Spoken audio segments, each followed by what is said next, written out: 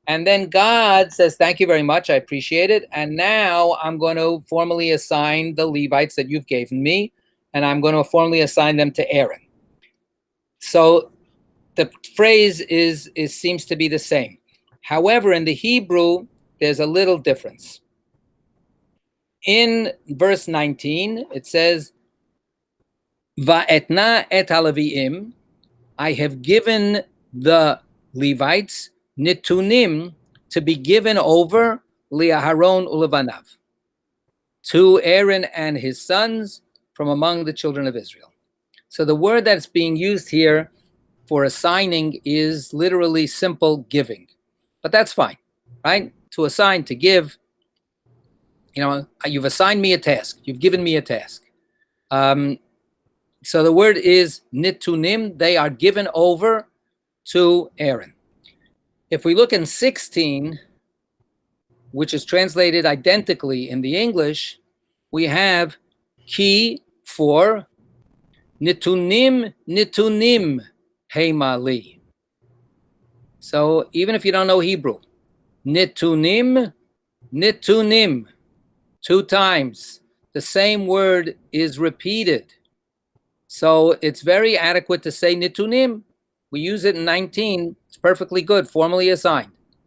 So unfortunately, the translation in 16 doesn't give us that clue that here the Hebrew is doubled. The word for formally assigning is said twice. Why? What's the point of saying it twice? Right? And this is actually a kind of a question that very often we have in the Torah, and we come up with all kinds of really terrific. Oh, Sandra, who's running around over there? Looks like you got a good company. You're muted, so I can't hear. So the She double. loves you.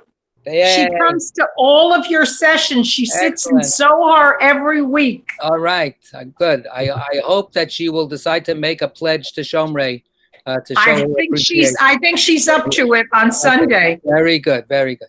So so back to here. So what can we think of as possible answers? Why would this assigning be said twice? For they are assigned to me. Right? Anybody want to give a little sermon on this? Anybody want to give a little interpretation? Sarita, you just unmuted.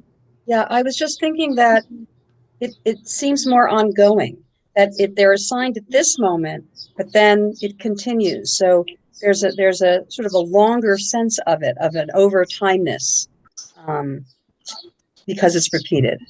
Right. So there's that would be a one possibility. This is an ongoing, continuous assignment. This dedication will go on from generation to generation. And I believe that that's what Ibn Ezra says. That one of the great classic commentators, that's what it means. It means forever and ever, like when we say that, right? Forever and ever, right? They're given and they're given. They're given this time and in the next generation and in the next generation. This will be the eternal status of the Levites. So that would be one way of understanding it. Yes, ongoing. Right. David. I'm not sure if I'm going where you would like, but if I were a Levite, I think I would feel disappointed, because when you do go to Exodus 13, it says Kadesh li kol b'char. Mm-hmm. God sets aside, for a holy way. Here, the Levites are only given. It strikes me as a step or two lower than Kadesh. So Okay, so yes, and that word is used here too, in verse 17. Yeah. That the firstborn were all sanctified to me. So it's not quite the same word that's used for the Levites. For the Levites, as you say, it's an assignment. For the firstborn, it was considered a sanctification. You're right. Yeah, I guess so. so would the Levites feel, oh, this is really not as good, not quite the same thing? Maybe, historically speaking, there's a certain sense of disappointment that created this situation. We talked about it, whenever it was, a couple of weeks ago. How did this actually happen? And this is one of the ways that are understood, that is understood by some of the commentators. Okay, good to see you. I'm trying to see which commentator is the one who said it. Yeah.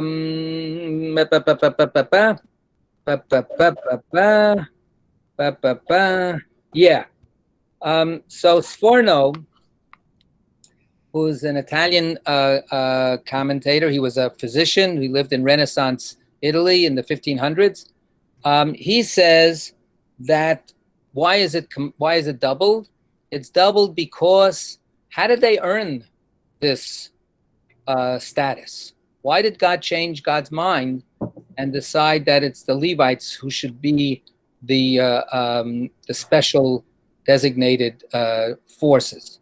The answer is it happened at the golden calf tragedy, where it was the Levites who stepped forward when Moses came down off the mountain, and Moses is in shock and rage, and he sees that the Israelites are dancing around the golden calf, and he says, whoever is dedicated to God, whoever is devoted to God, mi lashem elai, whoever feels close to God, come to me. And it's the Levites who come to him. So the Levites prove their devotion at that moment of crisis. And that's the way Sforno reads it. That's the doubling. The doubling is they are given over by their own devotion, and then that their own devotion has then made it so that they have been now given over officially. And to use Sarita's point, not just for a moment, not just in this moment of crisis, but now forever and ever, they have earned this designation. And this, even though the word kadosh isn't used exactly here, it is used other places. So they've earned this sacred honor. So it's both coming out of their own devotion. They have given themselves over to God, and now God has decided that they are to be assigned forever to be these exemplars of divine devotion, of devotion to the divine. In a slightly different way, other commentators point out that we just talked about it. We brought this up very well before.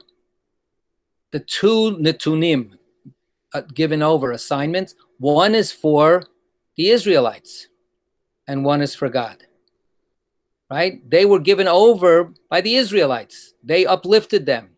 They were the ones who said, we see you now as special. We see you now as our very best, and we empower you to be the ones who will take care of the holy matters for us. So on the one hand, they are dedicated, assigned by human beings, by the entire community, empowered by the entire community. And at the same time, or subsequently, as a result of that, they are then empowered and sanctified or made special by God. So it starts with the human, either the human impulse of the Levites themselves to dedicate themselves to God, or even by the whole congregation, by the whole community. And what Geraldine was saying, there's a commitment. We're going to support you. We're going to take care of you. We're going to make sure that you're going to be able to keep on doing this stuff on our behalf. So the nitunim can be seen as, swaying back and forth between the earthly realm, the human realm, and the divine realm. There's one other commentary that I want to bring up. That's Rashi, no slouch. in explaining things. And Rashi has a very different take. He says something a little bit, on a different kind of wavelength. He explains that Nitunim, they're given over for hard labor. That's one. And they're given over to singing. He says because that's actually their chief realms of service. Right? They have to do all the schlepping. They have to make sure that that the toilet paper is put in the bathrooms, that everything is swept out, and they have to carry all of the tabernacle from one camp spot to another encampment. They have to do a lot of the schlepping and a lot of the custodial work and a lot of just the helping out the priests. They have to bring the priests, wash their hands, wash their feet. They have to help them with that, like what we do when we have the priestly blessing in Shul on a Yontiv. So they're doing menial work. They're doing essential but very unromantically fascinating work. But they're also the choir.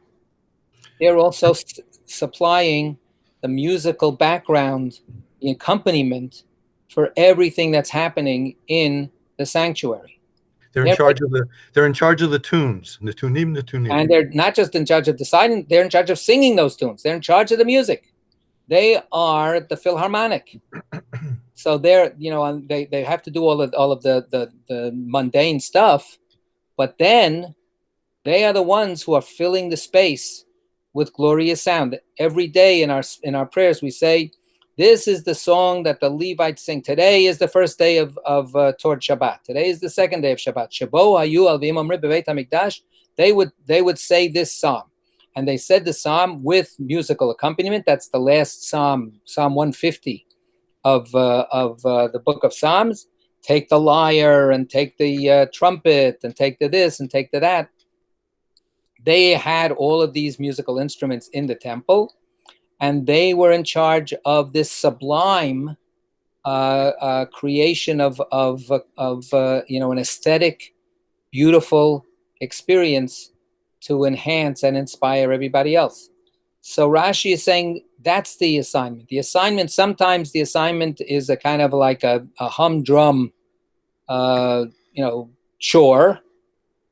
And sometimes the assignment is, to come up with something amazing and astounding. So these are some of the ideas that have been brought up about this. I've mentioned this teaching other times, but I can't refrain because I just love it so much. I want to end, we have a last couple of minutes. I want to end with something that Maimonides says, and he makes the same point that Geraldine made before, that the Levites don't have their own land. So they're not going to be farming and harvesting and so on. They have to live off what other people give them so that they can be dedicated completely, 24/7, to serving God. So then he puts out the following statement, and this is his concluding statement for the entire book of Zra'im, of the agricultural laws that he summarizes. And he reads, and he says the following. And this is there's no source for this. This is his own teaching. Not only the tribe of Levi, right? So he says it's not only the tribe of Levi who are dedicated to God, who are given over to God, who are nitunim to God. Not only the tribe of Levi, but every single individual from among the world's inhabitants whose spirit moved him and whose intelligence gave him the understanding to withdraw from the world in order to stand before God, to serve and minister to him, to know God. And he walked upright in the manner in which God made him, shaking off from his neck the yoke of the manifold contrivances which men seek. Behold, this person has been totally consecrated, and God will be his portion and inheritance forever and ever. So what Maimonides is saying is who is designating this person as a quote unquote Levite? It's the person's own spirit, which tells them, I cannot be any other than God's servant. There's nothing else in this world that means anything to me. There's nothing else in this world that is of value to me. I must be completely dedicated to God. Maimonides says such a person, if this is truly what's in their heart and they understand that there is nothing else in the world, everything else is just a contrivance, everything else is just a mishigas, that person is God's portion.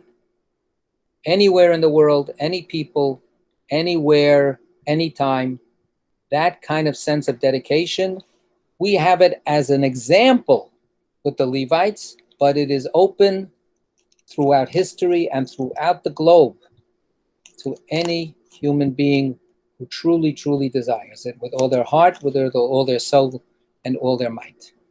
So we're going to stop here, and thank you for joining today, and we'll have another session next week, God willing.